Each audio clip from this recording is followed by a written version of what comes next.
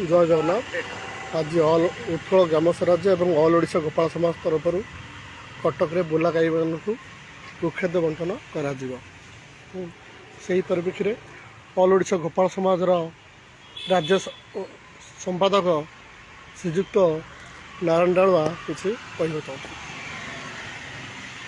समस्त को नमस्कार।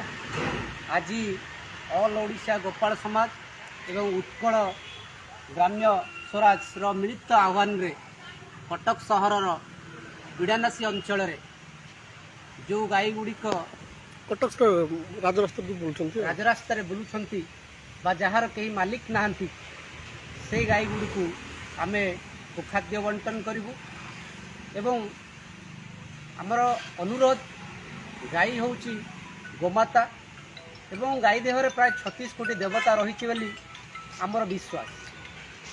आम जो माने मनीष मानविकतार विश्वास करूँ आम जाचे जे जदि गोटे दिन आम उपास रोचे आमको भोकर रोचे उपवास करुचे कौन ओषा बाहर आमको केते कष्ट हुए किंतु जार जो गाई गुड़िकर पशु मानकर कहीं मालिक नहांती से माने दिन दिन वर्ष वर्ष मास मास रास्ता कड़े बुलूं केते भोक केते कष्ट बुलूं केते कष्ट से सहूँ। एथिपाई मु समस्त को अनुरोध करी कटकवासी को अनुरोध करी ओडिशावासी को अनुरोध करी जे आपण माने जोटी बुला गाई बा पशु देखुंट से किसी खाद्य बा आहार दबार व्यवस्था करूँ।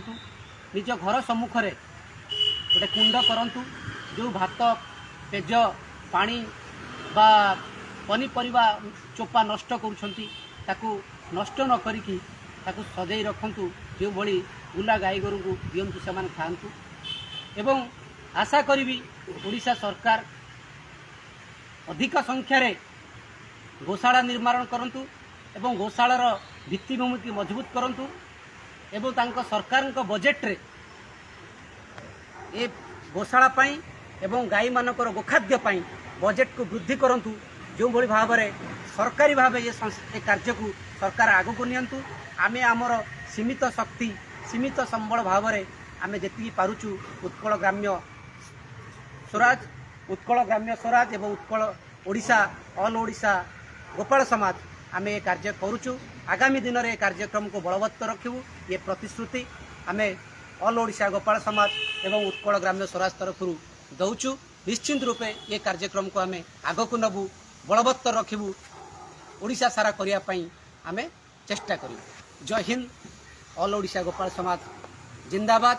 उत्कल ग्राम्य स्वराज जिंदाबाद। Thank you.